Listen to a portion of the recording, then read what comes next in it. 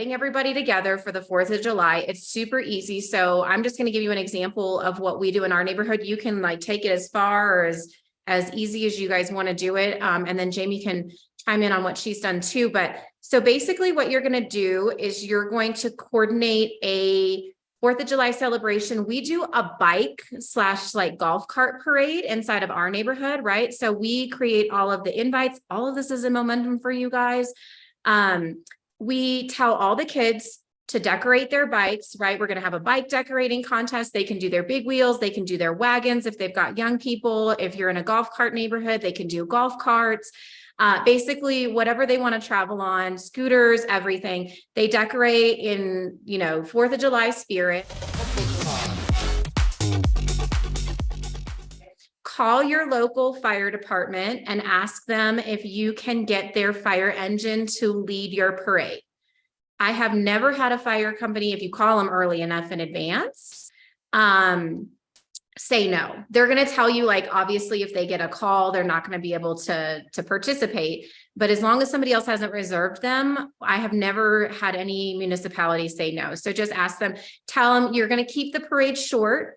Okay, because kids get bored and tired very easily, especially in the heat of the summer, right? So you're going to do your parade. Like, we start registration at 9 a.m. Parade starts at 9:30. Parade is done by 10 o'clock, right? Like, even the slow pokes are through by 10 o'clock.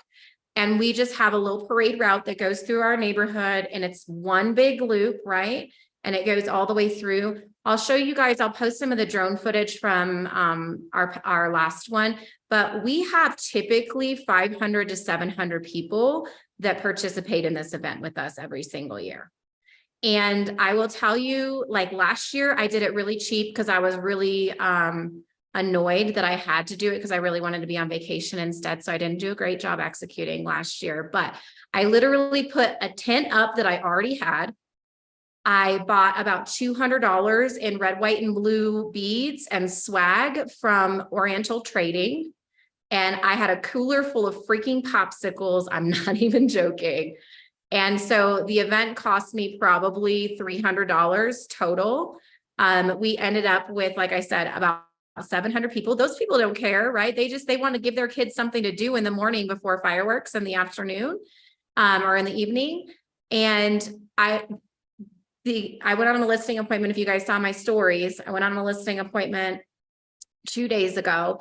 Those people are in my neighborhood. They met me the first time at the 4th of July parade. And then they met me the second time at our party in the park that we did last year. And I'll be listing their house for $1.2 million. Like, bam, done. And so we were on a call actually when Tara got that lead text come in and she read it to us. I was like, boom, sis.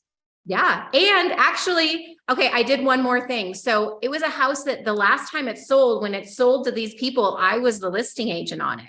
And I brought them, I had like an extra little Valentine's Day bag. And so I dropped it off on their porch because I knew they had a little one. And I was like, welcome to the neighborhood. We love you being our new neighbor. And I did that too.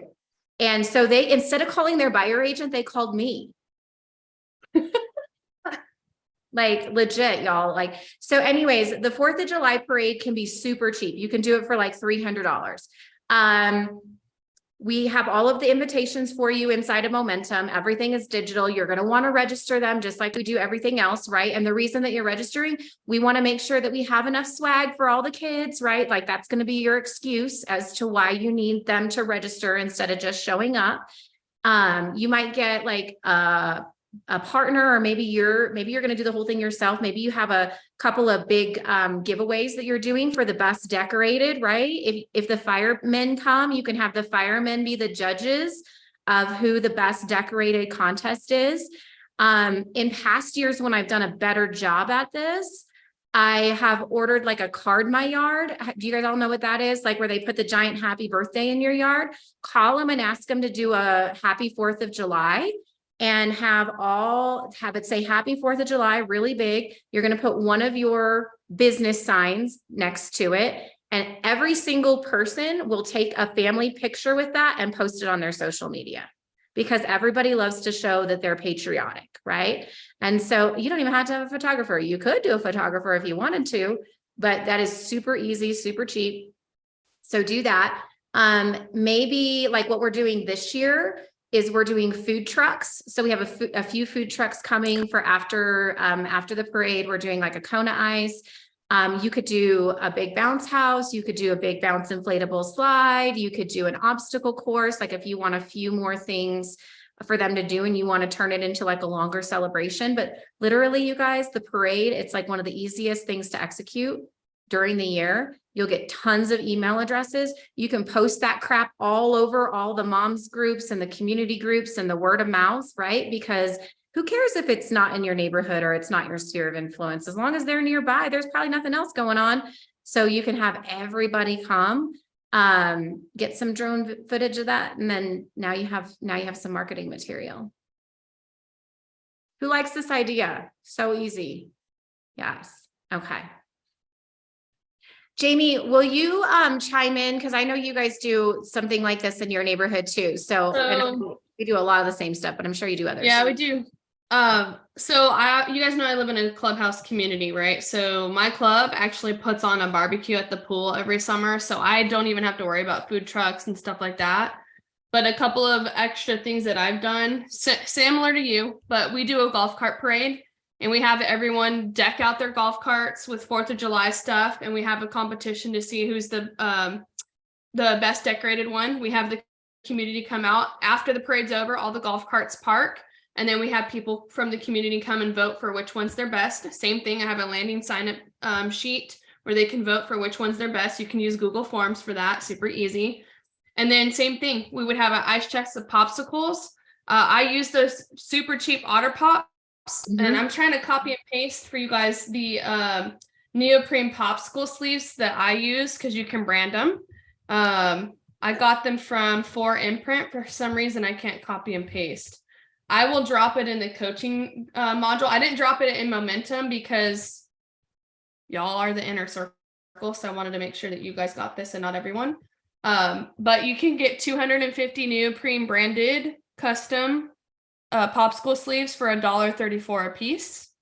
If you want to do them yourself, you can get like 100 of them on Amazon and use your Cricut and put your logo on there for even less than that.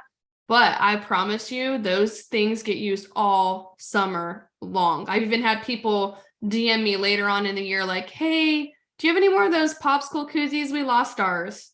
You think that they remembered me? They totally did. And I have no idea who those people were, but they came to my event. So it's all about little things that you can do. Bubbles. Yes. Someone says beach balls. I do little fun things like that. We've had cornhole competitions. Honestly, you can do it as cheap as possible. People in your neighborhood have cornhole boards. People in your neighborhood will want to participate. So make sure that you put it out there. If you have a couple of sponsors that want to sponsor the beach balls, the bubbles, we also passed out like the neon necklaces and stuff like that, because that night, obviously all the kids wear their light up glow stick type things. So just go all out. People love it. You can do it super, super cheap, but pretty much Tara covered everything that I did. So they're called like popsicle koozies, or like on anypromo.com, they're called a popsicle coolie. COO. This one right here on imprint5.com is where I got them, I think. And they call theirs. I love this idea. I haven't done. They call them. They're bomb, right? Neoprene popsicle holder is what they call this one. It's from imprint5.com, but I'll drop the link for you guys in case anyone wants to do that. If I can also tell you guys too, make sure that like if you have a pretty diverse neighborhood, and maybe not everybody has like kids that might participate in this. Like we have a section of our neighborhood that's like 55 and older. So we also encourage like neighbors to be like, if you don't want to participate in the parade, please stand along the parade route and cheer the kids on. And so now we have tons of people that will line the streets, and they have all their 4th of July gear on, and they'll clap for the kids, and and so it's just like such a fun neighborhood event. So make sure that you're encouraging people to do that as well. And you might even tell them, if you're committed to cheering on our parade attendees, like let me know and I'll drop off some swag, and maybe you'll drop off like a little 4th of July one to them, or some bubbles, or like anything like that. Yeah, that's what we've done. Just so you guys know, everyone in our golf cart parade, they either toss out like bags of candy or glow sticks or those little pinwheel 4th of July. You know what I'm talking about, those little pinwheels. Yeah. Throw those out. The kids freaking love it. They go bananas for it. But somebody commented in here, and I want to address this. She said, what would you do? Can you please talk about how to run an event like this when your community already does one? Because she lives in, I guess, a gated community. Who already has kind of like a 4th of July event. And literally, I just said that, like, I live in a golf course community and they already have a 4th of July event every single year. So I don't do the food trucks or anything like that. They have a DJ, they do all of that. But the thing is, if they're already doing a parade, then just tack onto that and pass out your popsicle koozies with popsicles. If they already do popsicles, at least just pass out popsicles.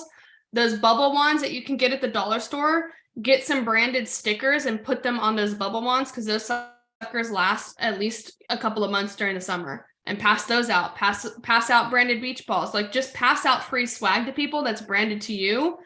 Like, and at the end of the day, you're just there to support the community and make it an even bigger, better event. So that's what I would do, because that's what I do. We did that for Party in the Park. We did all the, I should drop my video of that for you guys. So I did the bubbles, Jamie, like we were just talking about, and I did the stickers from Sticker Mule. And people commented, like, I saw them all weekend long, like in the park, in the neighborhood. It was awesome. Let me just give you guys a couple pointers too about actually running the parade, because if you're going to do this, you'll want to know these things that I've learned in the past. So you're going to want to set up staging stations for different age groups. Okay, because you're going to have inevitably like the 11-year-old boys that want to go 100 miles an hour directly behind the fire truck. So that's not safe, and it makes the fire truck people nervous. So what I would recommend is, and this is great advertising for you too, is have the fire truck go, and then have you in a vehicle or a golf cart or something along those lines with your business, with a big banner behind that says sponsored by blah, blah, blah, blah, blah. And then that way you can pace the kids behind the fire truck. Then you're going to have staging areas, right? So let's say you're allowing golf carts. So the next group is going to be golf carts, right? So all the golf carts have to be in that section. They're not allowed to be, because it's a safety thing, right? Like, you don't want some kid to get run over by a golf cart during your parade. That would suck. So the next, you're going to have the golf carts. And then I stage like 10 and up, they go here and then behind. So our family's going to end up kind of going faster or slower, yes, but you are at least showing that you're trying to keep everybody safe. And then like the littlest ones are going to go in the back. So if you just like, we legitimately use like stakes, like those wooden T-posts basically. And we just have like a little cheap rope, and it's like the rope goes across, and then there's a little sign that says, 6 and under. And then there's a sign that says 6 to 10, and then it says 10 and above. So that way when because the fire truck is going to want to be in and out. So you got to be ready. You got to have everybody staged. If the parade starts at 9:30, you need to be on your bullhorn or your speaker or whatever saying, we need to get ready. Everybody needs to line up like at 9:20. Okay. So that everybody can get over there. And when the fire truck gets there, then start. And then if they have time at the end, usually the fire truck will like take pictures with the kids. They'll let the kids climb all over the fire truck. They'll do all that fun stuff as long as they didn't get called away. We've had the fire truck in the past. If the kids wear their swimsuits, they'll spray them down at the end too, if you ask them. Yeah. Rachel asked, how long is the parade route? A mile less. And did you get city permits to block off the roads? So here in Holly Springs, I have to submit for the permit. I already have the permit in hand. They don't block it off, but they have a police car that leads the parade. And then I'm always right behind the police car to pace the golf carts and to pace that police car actually. And then he just leads the parade. Everyone lines up and we don't have to block it off. But as far as the parade route, I want to say we do about maybe 3/4 of a mile, maybe a mile long parade route. It takes about, going slow, it takes about 10 minutes to get through the entire parade route. Yeah. I think ours is about a half a mile, because some of those kids are slow. They're little, you know what I mean? They're on their little tricycles or their balance bikes. I mean, it takes a hot minute, right? So, and then the other thing that we do so that people know where the parade route is going to be, because we post this like in our Facebook group as well, is we'll do the Google map that shows the neighborhood, and then I go on PowerPoint and or you can even send it to Fiverr and outline where the parade route is, so that way you can post this and say, this is the parade route this year. We do the same parade route every single year. So everybody just knows now, unless they're brand new, they just know what to expect. And we don't, I'll be honest, I have never asked for a permit to close off a street. Usually when there's like 500 people on the street, cars just stop, but it's not. Maybe you should. We Maybe we never needed one until there was an accident in my neighborhood, and now the town makes us get a permit. Yeah, we probably should. That's probably a good idea. Let's see here. Any other questions about that, you guys? I would love to see you guys execute on that, because it is like so cheap. It's one of the cheapest events that you can do and highest impact. And it's like a 1-day deal and you're done. Like we start setting up at 8. We're done by usually like 11 to 12. And then we have the rest of the day to enjoy with our families. It works out really, really good.